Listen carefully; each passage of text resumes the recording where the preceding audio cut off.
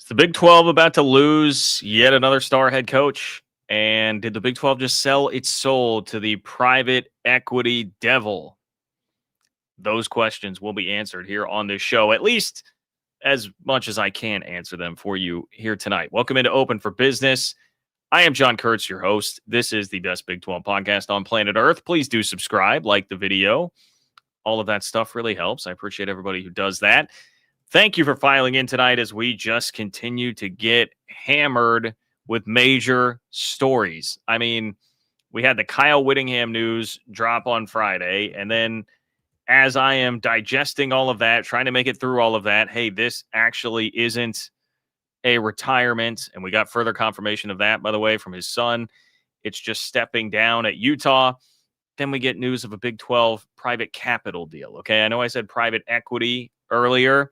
It's because that's where everybody goes with it. It is a private capital deal for the Big 12, but that comes on the heels of Utah signing, yes, a private equity deal. So what is happening in the Big 12 here? And between all that, we've got to address just a new era in the Big 12. Regardless of what Kenny Dillingham does, go or stay, this is a new era in the conference, man. Things are going to look a lot different next year, and it's not even just who the head coaches are. The entire just aura of the league has shifted a lot, okay? So let's break all that down. As I say that, please file in. Please light up the chat. You can do so by simply commenting, but if you want to guarantee that your question or comment makes it on the show tonight, you can do so by clicking the $ below the chat box. I appreciate everybody who does that. If you're able to contribute that way, that's awesome. If not, no big deal. Just like and subscribe. And hey, make sure that you subscribe to the Open for Business Big 12 newsletter at ofbnews.com. That's ofbnews.com, or click the link in the description of this video. All of that is a great free way to support what I'm doing here. Also, John-Kurtz-4 on Venmo, if you are so inclined. That is a way that you can leave me a question or comment if you're not catching these shows live. And it's been a minute since last week it was a lot of dropping in some content. I wasn't able to do a midweek live show, so I've been giving you a lot of content lately. It just hasn't come in this long form live format for a minute. So I do want to shout out Bob on Venmo supporting the channel 7 days ago, Bob. So I'm sorry that I am late getting to this, having not done this format in a while, but Bob says congrats to Texas Tech. Bob is a BYU fan. No shame in losing to an elite team. Go represent the Big 12 well. As for Notre Dame, they welched on coming to Provo for 6 years, moved the game to Las Vegas, demanded to be the home team, and got most of the tickets. Now they're ducking BYU in Florida. Not surprised. Well, that sure sounds like Notre Dame.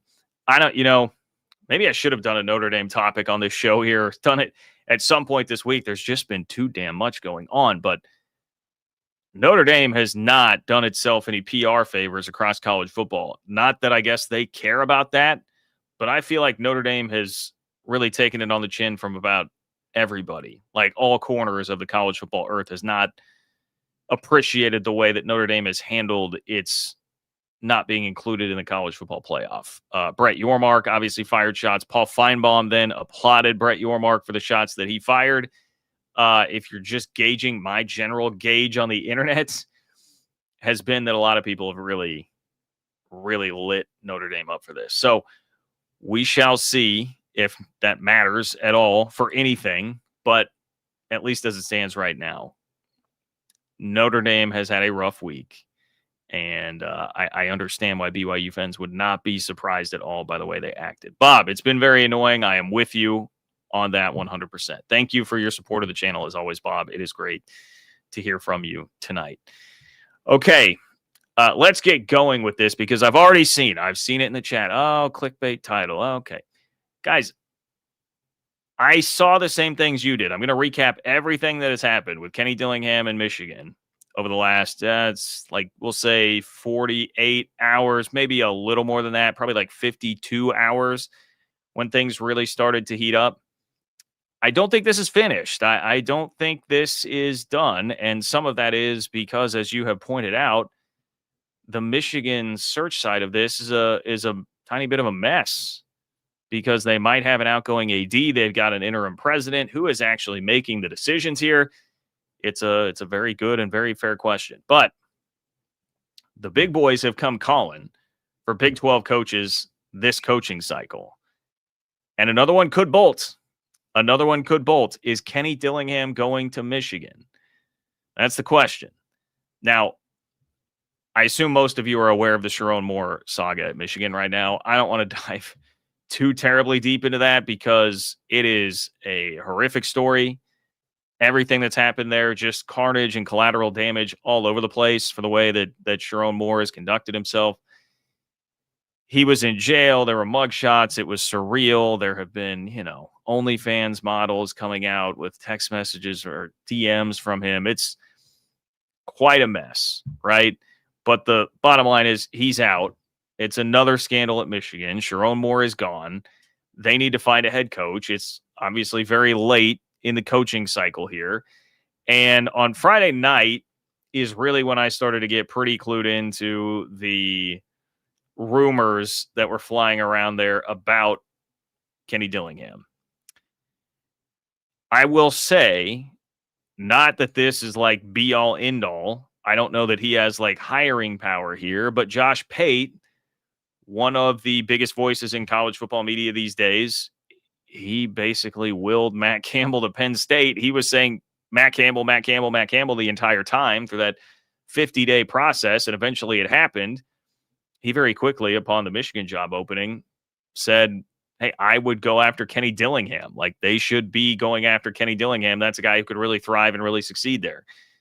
So that starts, and you think, all right, well, that runs parallel to what happened with Matt Campbell, right? If you're a Big 12 fan, you're like, hey, man, how about let's just chill out here. Let's just chill out here with these Big 12 coaches that you're trying to throw into the Power 2. All right, well, Friday at 9:50 p.m., here's a tweet from John U. Bacon, who is one of the more well-connected Michigan sources. My guys on the Solid Verbal, shout out to them, have oft joked about the impact that John U. Bacon has. Guy who's written a lot of books, but he said, let me pull up the first tweet here, the initial tweet. Arizona State's 35-year-old head coach Kenny Dillingham is the early favorite to replace Sherrone Moore at Michigan, but I'm not hearing it's done yet. So that would seem to indicate people around Michigan do really fancy Kenny Dillingham. Again, this was Friday night. Then he followed up and said a lot can change between flirting and the altar, but Dillingham is definitely someone to watch. All right, so that was the first thing. Now, you guys heard me mention just a second ago Josh Pate, right? Josh Pate likes to, when something big is in the works, tweet a GIF of it's a cup of water that starts to ripple. And he did it right when the Matt Campbell rumors started going down to Penn State, when that really got hot and heavy for 24 to 48 hours before the decision actually came. Okay, so you know what's coming then. Friday night, here it is. Again, I mentioned Josh Pate, the guy that was pushing Kenny Dillingham to Michigan. He tweets one of these. Don't know exactly what it means. He's being very cryptic about it, but this is one of the most well-connected guys, certainly in the coaching industry and in college football in general. I'd pay attention when he throws something out there like this. And combined with the smoke that was around Dillingham, I thought, oh boy, here we go. I don't love that. Okay, but that's only the beginning of the saga. All right, then Saturday morning, Kenny Dillingham has media availability. Obviously, Arizona State's getting ready for a bowl game. And we first, even before that happens, Chris Karpman, I don't know why I keep putting the overlay back up, guys. I should just leave this off with how much I'm going to show you here. But Chris Karpman reports that Arizona State and Kenny Dillingham are working on an extension. So, like, at this point, I'm riding this roller coaster a bit with Arizona State fans because I love Kenny Dillingham. I think it would be, I'll get to more of this in a moment, just a huge blow to the Big 12 if they lost him for multiple reasons. I want him to stick around. Well, here's Kenny Dillingham and Arizona State are close to reaching an agreement on contract amendments that would increase his base compensation. So contract amendments, this isn't phrased as like an extension, but contract amendments that would increase his compensation, a raise. And then he said Dillingham confirmed that his agent is working with ASU on updated contract terms. That's one way to put it. We then start seeing some of the actual clips come out about this, right? So through some of the clips that you hear from the press conference, Kenny Dillingham said he has not had a conversation with Michigan about its coaching vacancy. That was on Saturday morning. He said it's one of the best jobs in the country and is going to be a great opportunity for someone. Laid it out like that. You can decide if that's him completely turning it down. This is where I need Parker from Stats of War, not a denial. He said he had a contract extension from Arizona State sent to him after the last game, but it's with his agent, and he doesn't involve himself with that. So these are all statements that are just the perfect, you talk about it's the Rorschach test, right? You see the ink blots and one person can see something totally different than another. I feel like his statements were just perfect for Michigan fans. Sees that and says, well, he said the Michigan job's amazing. He said there's been a contract extension on his desk for a while now. It still hasn't been signed. And he never outright denied that he's taking the job. And an Arizona State fan says, well, look, he's in talks. His agent's in talks with Arizona State right now. So we're fine. And he said Michigan's going to be a great job for someone, but he didn't say that it was going to be for him. So there's a lot here that I think you're looking at it from two different angles, what is going on? Well, then there's this, and this is the final piece of what becomes a two-sided deal. All right.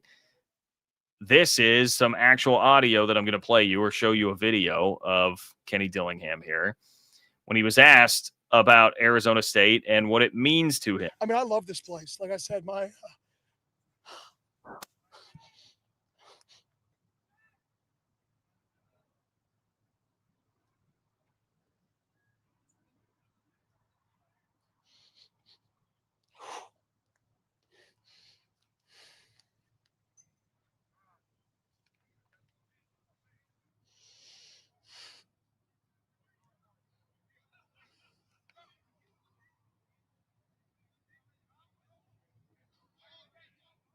is that a long enough pause?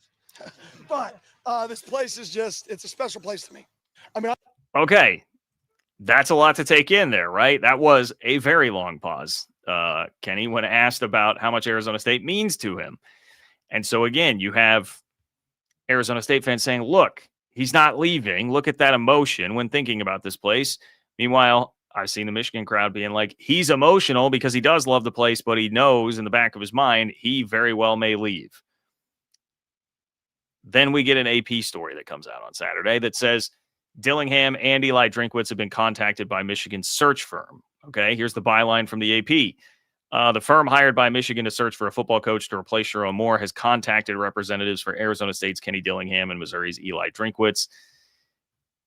Then Kalen DeBoer, who was another rumored candidate here. A lot of people had thought that could really shake things up. Kalen DeBoer might be looking for an exit ramp from Alabama, go to Michigan where he might be appreciated more.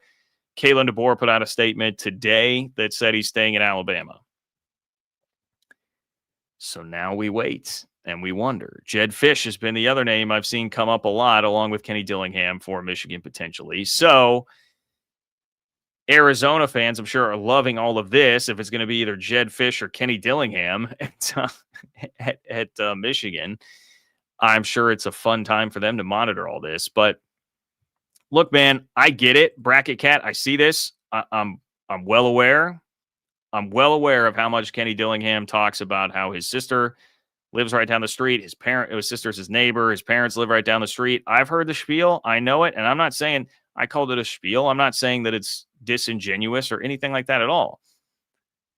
But Kenny Dillingham did have a chance to say, hey, I'm not going to Michigan at a Saturday press availability. And he did not say, I'm not going to Michigan. That seemed to me like a guy who's hedging a bit.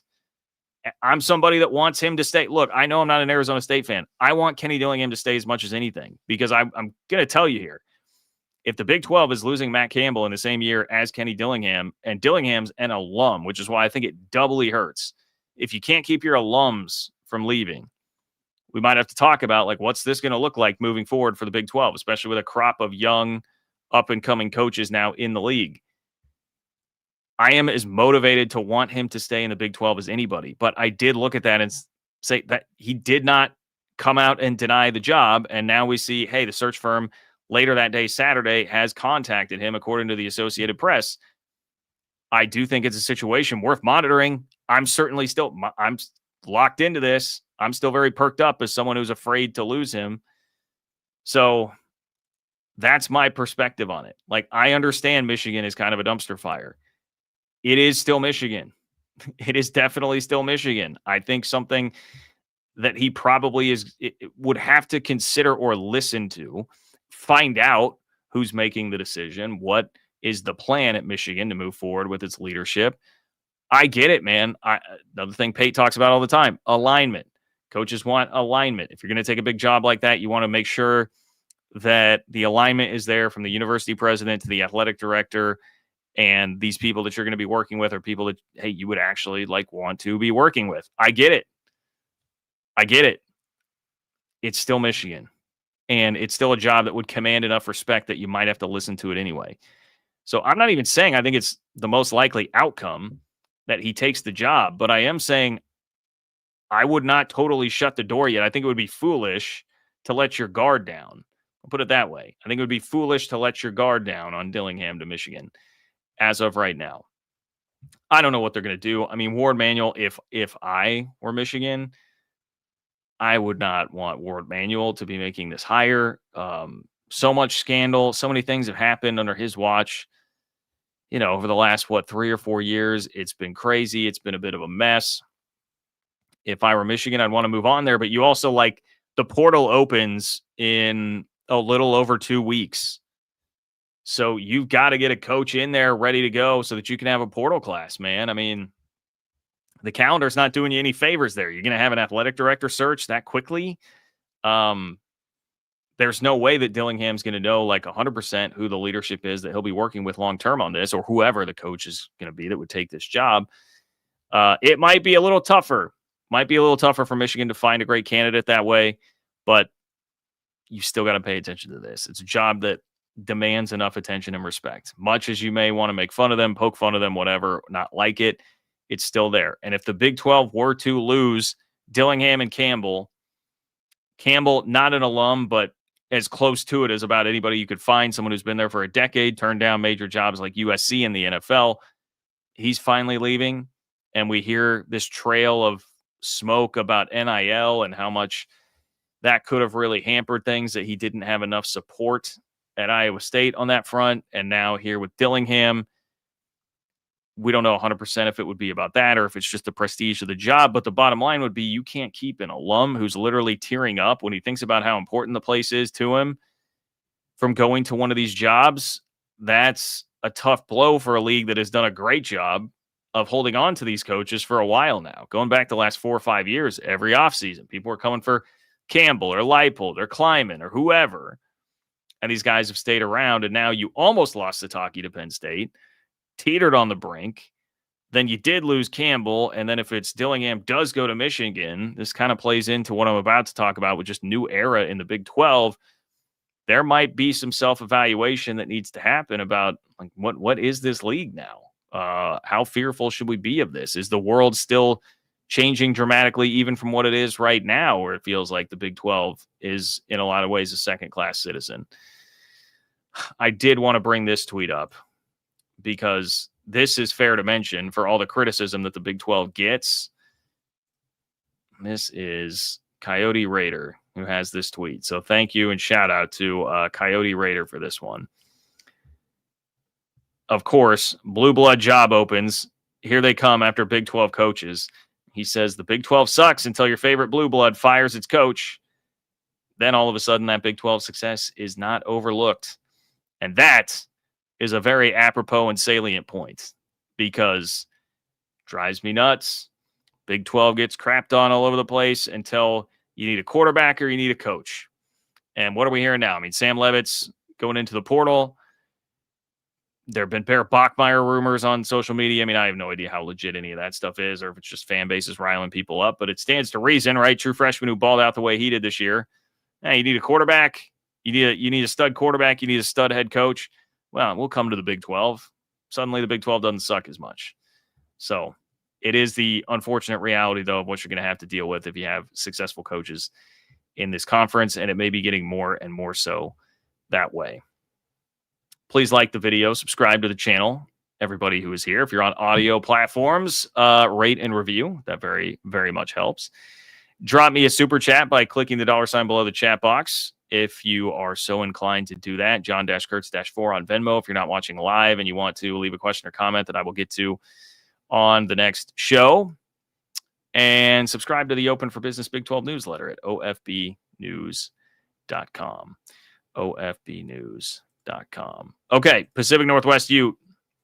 More like the Flighty Irish. That's pretty good, Pacific Northwest Ute. Thank you. More like the Flighty Irish. Yeah, just taking their ball and going home, not playing the Pop-Tarts Bowl. Of all things, it's the most fun bowl out there, Notre Dame. But frankly, I do feel like that it probably made very little difference. But it probably didn't help that it was the most goofy bowl out there, which I think most of us that love college football love the Pop-Tarts Bowl because it is goofy. Notre Dame may have thumbed its nose at that even more. We're not going to just be a prop for frosted strawberry running around. And we did not have the season we had for Marcus Freeman to be getting brown sugar cinnamon shoved in his face like wedding cake. Okay. We did not do that for this. I definitely get that kind of vibe from Notre Dame. So go have fun with it, BYU, like the Big 12 always does. Reem 313. Super sticker. Okay. Thank you, Reem. I hope I didn't miss anything. If I did, let me know in the chat if you had a question that you wanted to get in there. I am. Yeah, okay. Key for 3 at PG. What's up, Key for 3 at PG? Nobody killed Kenny yet. Cartman. Cartman reference. Nice. Cartman wins so far. A conversation might be different from an offer. Congrats, Aztecs. Yes, conversation different from an offer, but that's why I say, look, again, this video did not say Kenny Dillingham is going to Michigan. It's saying, is that going to happen? Which I think is still legitimately a question right now without an answer. I think Kenny Dillingham handled that press conference, from what I could see, a lot like a guy who thinks there's at least a chance he's going to hear out Michigan and is very undecided about what he is going to do if it gets down the road. Maybe Jed Fish or Eli Drinkwitz is, in fact, the number one target there. We don't necessarily know that either. And I saw John U. Bacon, the same Michigan source that I showed you on Twitter earlier, who was saying earlier today that hey, I don't know that anybody really has a great grasp on what Michigan is doing here, because nobody really knows who holds the cards here on making the final decision. So I think there's a lot that's up in the air. But you heard Kenny Dillingham describe the Michigan job as one of the best out there and how powerful the logo is. And it sounded to me like a guy who was like, hey, I respect that job. If they were to hit me up, I'd probably have to listen a little bit. I don't know. I don't want to just come out and say, hey, I am absolutely not going to be the head coach at Michigan. Right? He handled that press conference a little bit differently than when it was the Auburn LSU stuff. When he said, hey, I'm not going anywhere. I was never going anywhere. He could have doubled down on that. We didn't get a statement like that this time. So I'm just saying there are some differences to point out here. Once again, as a guy who wants Kenny Dillingham to stay at Arizona State as badly as anybody outside of Tempe. Okay. I don't want him to leave, but I think you're foolish to say that this is not something to be thinking about right now. Thank you, Reem. I appreciate that, my friend. Really appreciate that. Okay. What I have for you next is, regardless of what happens with Kenny Dillingham, we are living in a total new era of Big 12 football right now. And it happened fast.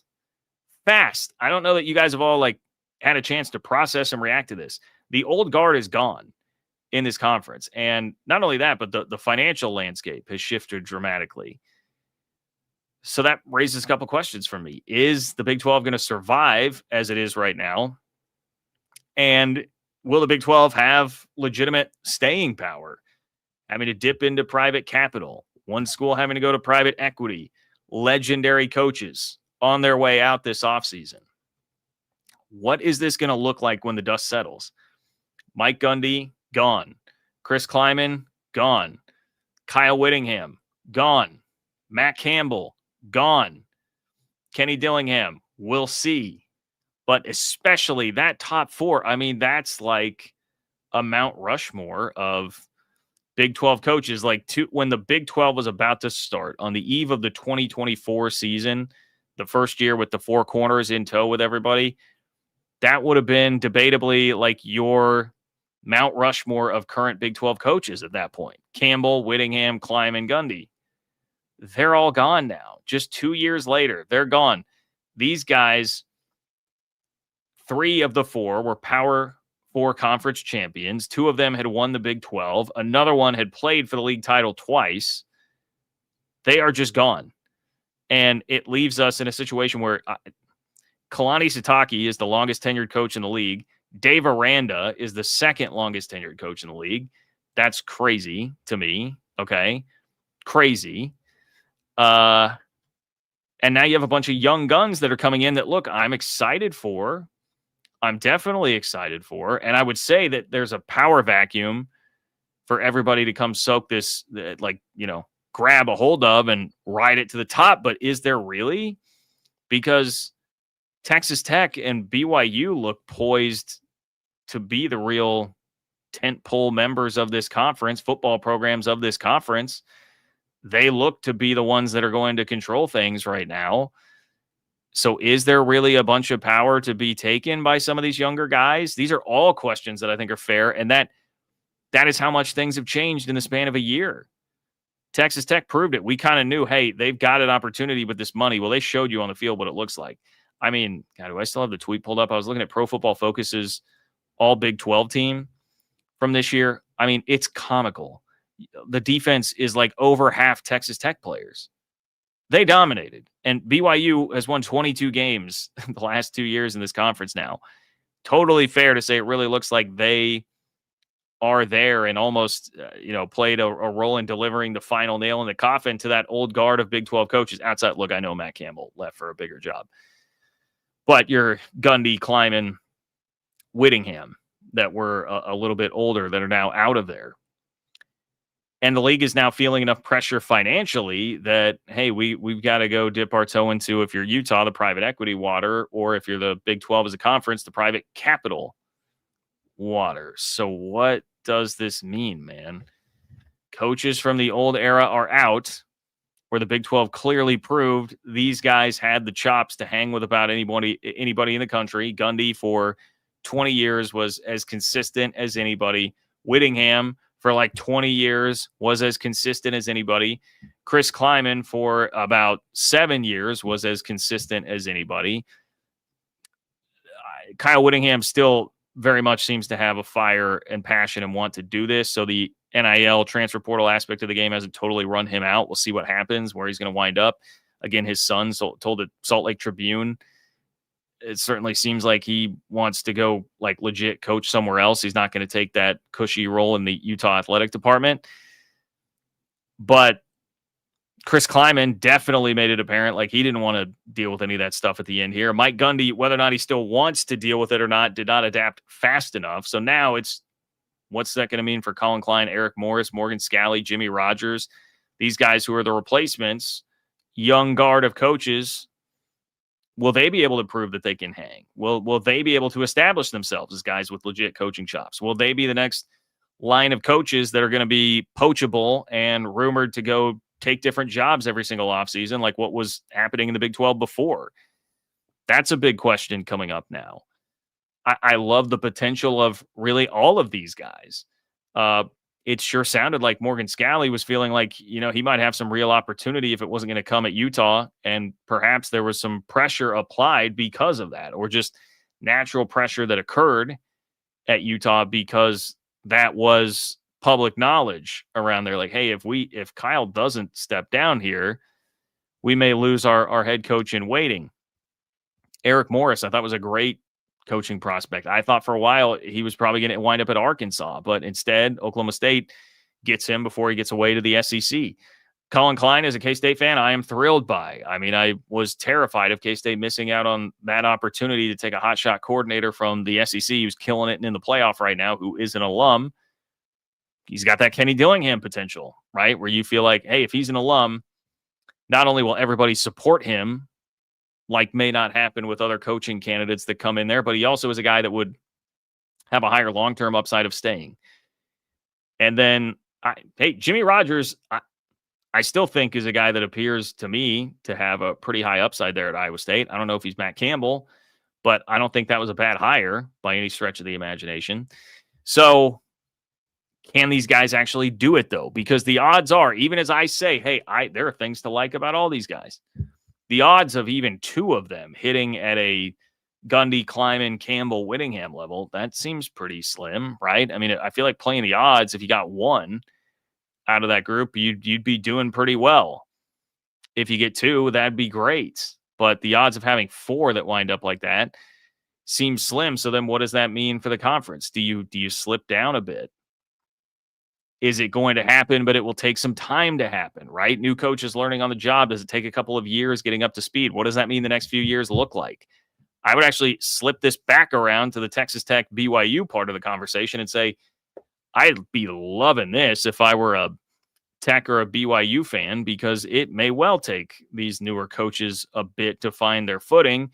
And instead, you've at least two of those four, you would say, like Campbell and Whittingham, were still near the top of their game. And now you don't have to deal with them. Klieman had slipped back this year. We could certainly have a debate as to whether or not he would have bounced back had he still had the fire to keep doing it there. And then obviously, like, Oklahoma State needed to make a change. But it's certainly, when we talk about power vacuums, I think lends more credence to, like, hey, Texas Tech and BYU, this is definitely their time. Their operation's up and running.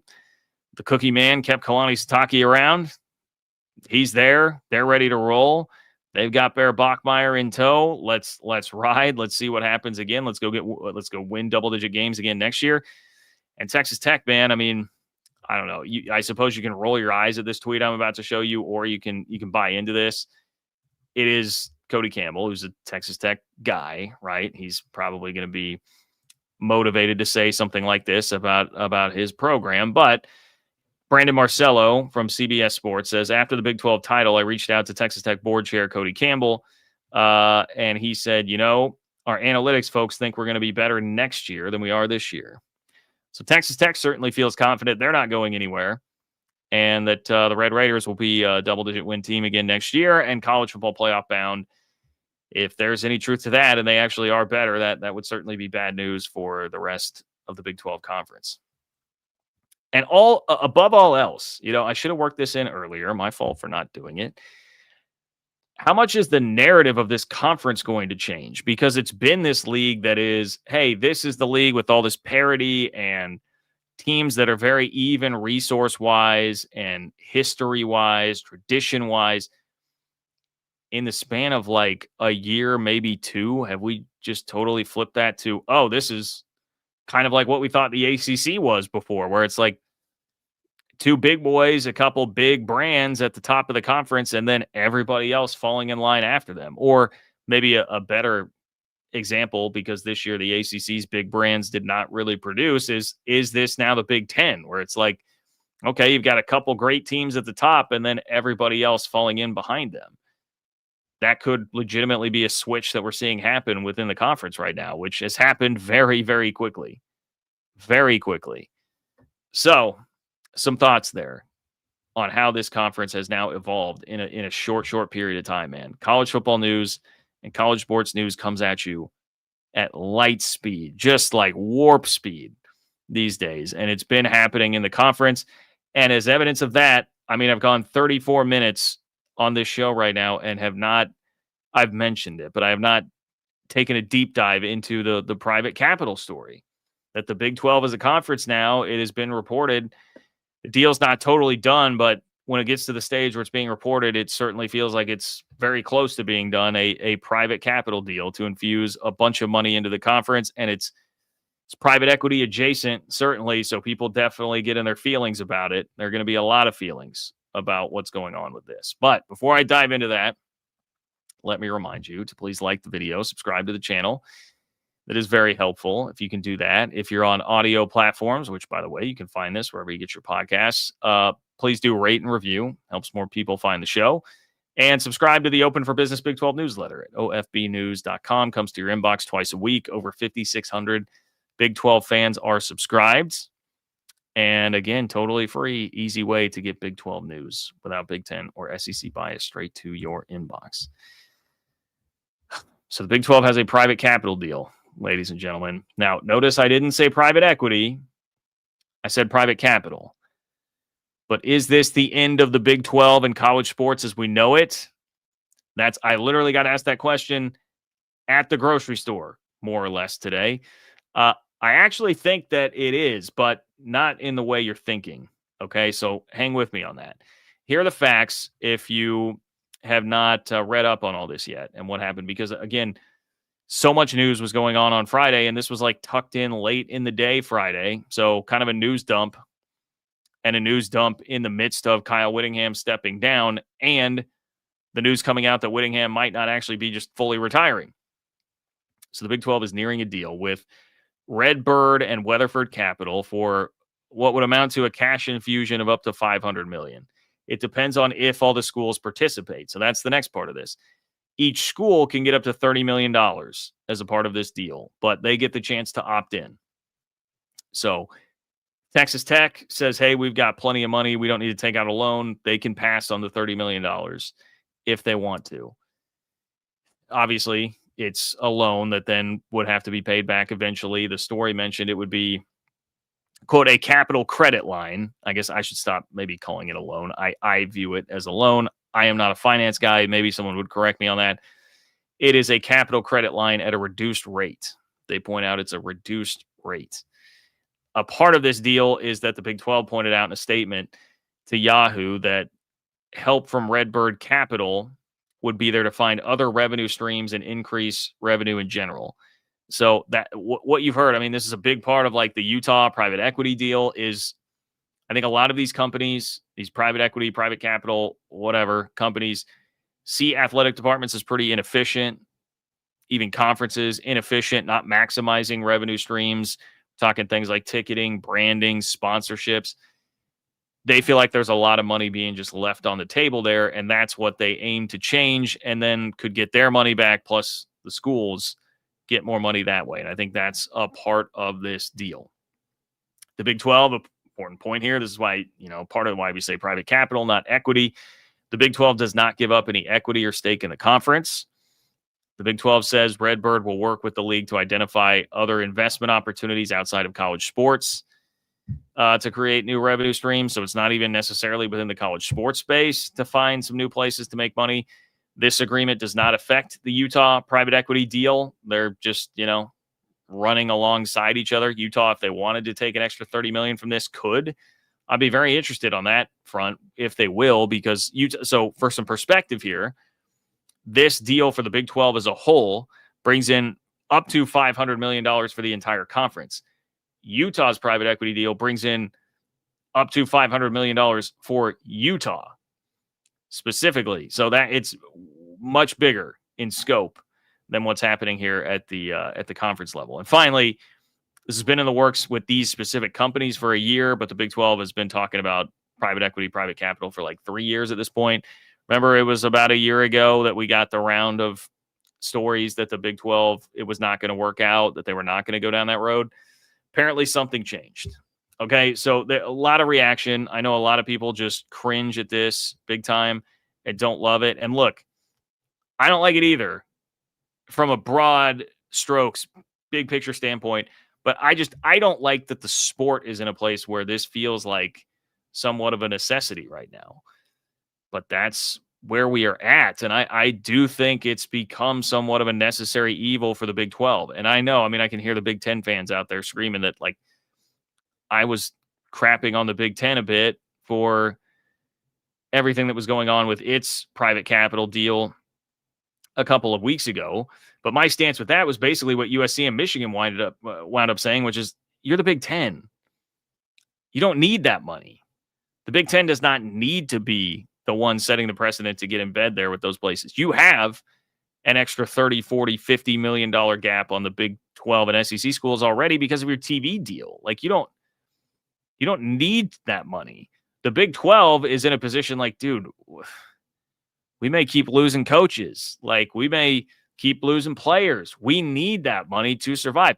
Jamie Pollard, Iowa State's AD, where his coach just left, and there was all these Iowa State insiders were talking about how NIL played a big deal in that. And Campbell goes to his opening press conference and is like, yeah, look, it was tough, man. We had to do the NIL all ourselves. We had to write the contracts ourselves.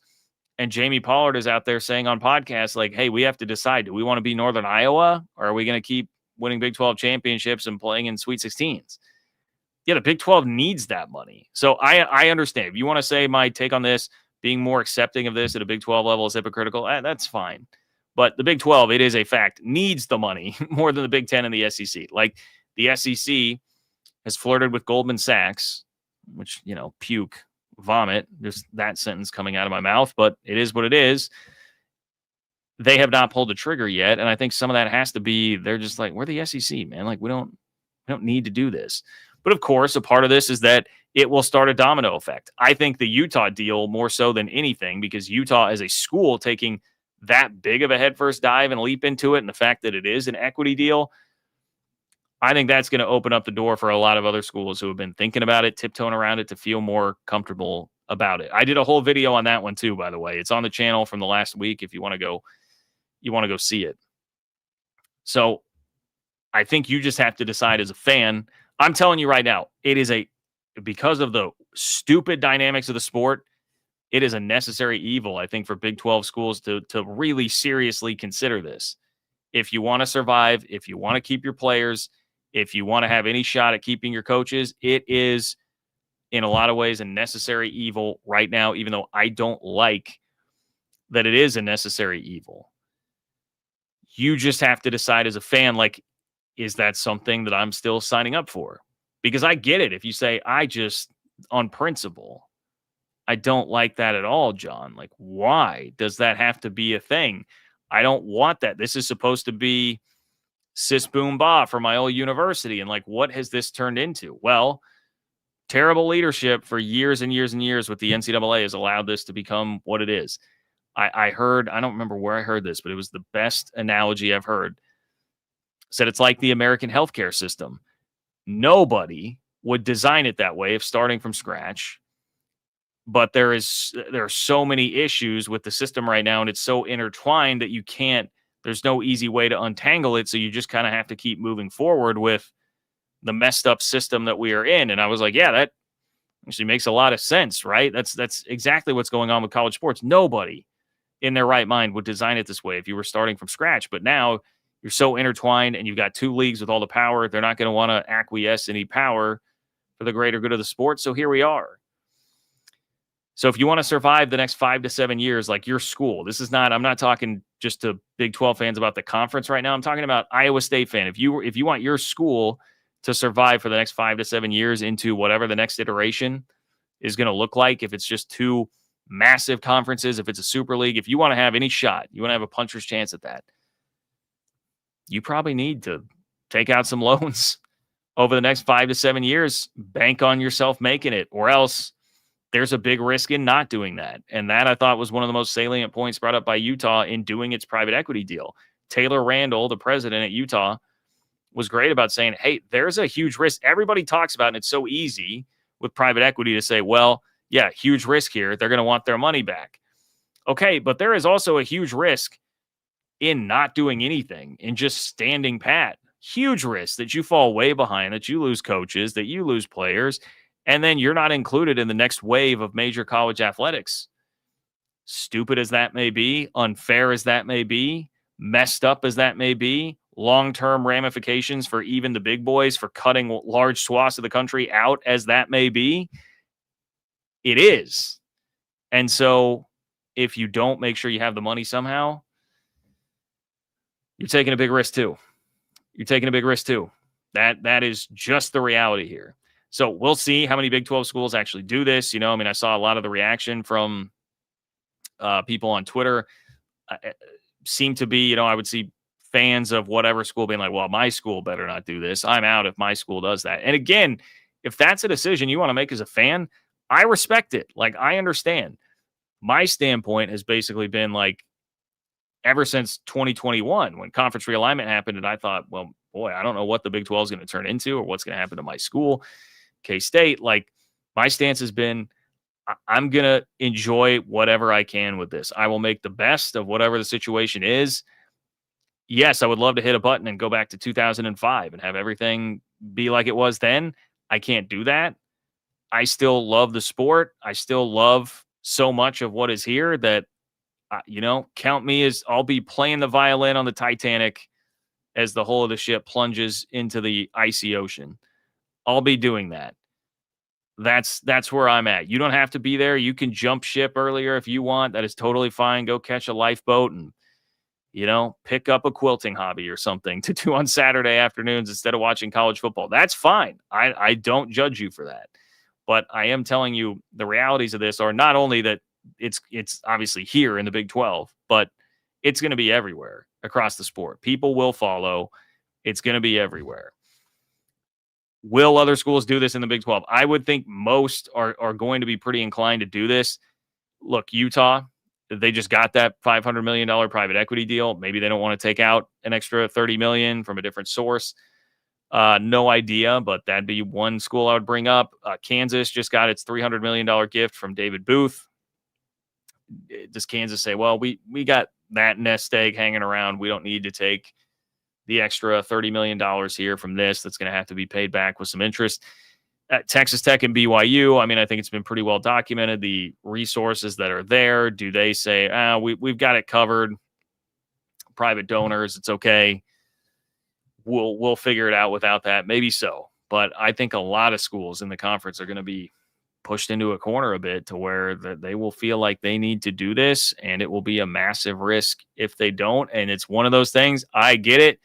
Got to just plug your nose while you go sign the contract, man. I guess I'd be writing with my right hand, plugging my nose in the left as you sign on the dotted line. But what else are you going to do? What else are you going to do? Everybody is seeing now what's going on with Oregon State and Washington State, man. Poor Washington State fan that I saw the other day when Jimmy Rogers got hired on Twitter. He was like, man, it's awesome. Coaching carousel for once this year. We're not going to have to worry about our coach being taken. And of course, it stops at the end because their coach did get taken. It's happening every year to them. They can't keep anybody around because they're not in any semblance of a power conference anymore. So that's your choice. Take a risk, jump in bed with private capital, jump in bed with private equity, or you can be Oregon State and Washington State. There might be some of you that would say, give me the Oregon State, Washington State life, a little bit more pure. I'll still be a fan of whatever that's going to be. Hey, maybe you will. Maybe you will, and that's fine. I think the majority of people, what you would really deep down want is you're going to want your school to take that money, probably, begrudgingly. So, okay, let's see. Before I get out of here, let's see what we got. The rest of the super chats. Alan is checking in. What's up, Alan? Alan, I appreciate you, my friend. Thank you for being here. Alan says, John, it's a compliment that Penn State and Michigan went coach shopping in the Big 12. Hope Michigan still remembers that college football playoff ass whooping that TCU gave them. All we need is Texas Tech to win. Rock Chalk Jayhawk Alan. Well, thanks, Alan, for reminding everybody of that. The world needs to be reminded of that because nobody remembers it. They only remember the Georgia game for TCU. But yes, that was a hell of a win for the Horned Frogs when Michigan was getting close to being at the peak of its powers. Crazy 2-year run there that they had with Jim Harbaugh. And yes, it is of course a compliment to the Big 12. Much like that tweet that I showed you earlier. Everybody says the Big 12 sucks until it's time for them to go find a coach. And then it's, hey, let's beat the drum and go pluck those coaches out of the Big 12. Key is Texas Tech does need to win. Yes, that Oregon game, which, we assume it'll be Oregon. Texas Tech Oregon is going to be one of the biggest games in Big 12 history for sure. Definitely if we're talking about new Big 12 history, biggest. Arizona State, Texas was definitely big, and it almost worked out to be a really huge win. Had Arizona State won the game, talk about that being one of the most significant wins, obviously, in conference history. This one, to me, feels in a way more significant because Texas Tech has legitimate expectations there. This is a team that earned the respect of the playoff committee throughout the year. Like I said, they're ahead of 3 one-loss teams from the SEC or Big Ten who have losses to higher-ranked teams than what Tech's one loss is. They've been granted a lot of respect by the committee. So if they go out there and lose, they go out there and don't play well, it's not going to reflect very well in the conference. So it is a very important one. So I'm with you on that, Alan. Pacific Northwest U. What's up, Pacific Northwest U? Quilters never win. Quilters never win. I don't know. Is that true? Do we have any quilters in the audience? Is that true? I'm not here to disparage the quilting community, Pacific Northwest U. I have no problem with it at all. If that's your hobby, that is totally fine. Okay. I need one of those disclaimers where it's super chats do not necessarily reflect the views of the host of the show here at Open for Business. Okay, one last quick teeny little thing that I was going to squeeze in for you here. And like the video, subscribe to the channel. Appreciate all of you guys. Everybody hanging out on Twitter, over 1,000 of you. Thank you for being here. Subscribe to the Open for Business Big 12 newsletter, ofbnews.com. It is totally free. It's in your inbox twice a week. 5,600 plus Big 12 fans have already subscribed. Okay. This was from the Salt Lake Tribune. Talked to Alex Whittingham, who is assistant defensive line coach with my Kansas City Chiefs. All right. I don't want to talk about it. But Alex Whittingham is on the staff there, and he gave a pretty telling quote about what's going to happen with his dad, Kyle, now that he has stepped down. Again, the important wording, stepped down from Utah, not retired. Here's the quote from Alex. He said, quote, he still has that fire and that desire to do something in some capacity to help some team win. He didn't say Utah, because I know Utah fans, I've seen all of you in my mentions. Well, John, don't you know it was in his contract that he was going to take the cushy athletic department job? Yes, I'm well aware. And I think that's exactly why you got national reporters tweeting out the distinction that people are saying this is not a retirement. He still wants to coach somewhere. 3 legit national reporters. And yet still, when I put out a video about that, I'm getting, clickbait from the Utah fans. Well, his own son now is very much insinuating he's a guy that still wants to go coach somewhere and is probably not going to be doing that athletic department job. All right. Don't shoot the messenger. I understand that that's not like the perfect ending to your story that you'd want there. That's fine. I get that. I wouldn't want to see him coaching anywhere else either, even if it's just like an analyst role or something. You don't want to, the Gary Patterson going to Baylor thing, right? Like, you don't want to have to deal with that. I get it. But don't shoot the messenger, man. I wasn't even the one that put it out there. I'm just reading what people are saying. So it certainly seems like he's going to be seeking out some kind of opportunity there. I just wanted to tag that on to the video that I dropped on Friday. Pacific Northwest U. Will the real quilters please stand up? Yes, please do. Please do. Finally, is it T Hambone? Thambone or T Hambone? Kenny Dillingham is a trash coach. He can leave. Wow. All right. Are you an Arizona State fan? Are you an Arizona fan, like a rival fan? What are we? Boy, I love Kenny Dillingham a lot. We're gonna disagree on that one. T Hambone, Thambone. That's okay. Reasonable minds can disagree here. Thank you all for being here, enjoying your Sunday night with me, spending part of your Sunday night with me. Please do like the video on your way out. Subscribe to the channel. Subscribe to the Open for Business Big 12 newsletter at ofbnews.com. Rate and review on the audio platforms. You guys are the best. Thank you, as always, for your support of the channel. Everybody that I hear from, love all the support that I get from you guys. Does mean a lot. Thank you for giving me the opportunity to do this. I hope you have a great rest of your Sunday night and a great week as we get closer and closer to Christmas. 11 days away at this point? Like a week and a half away, ladies and gentlemen. So take care, and I will talk to you all very soon.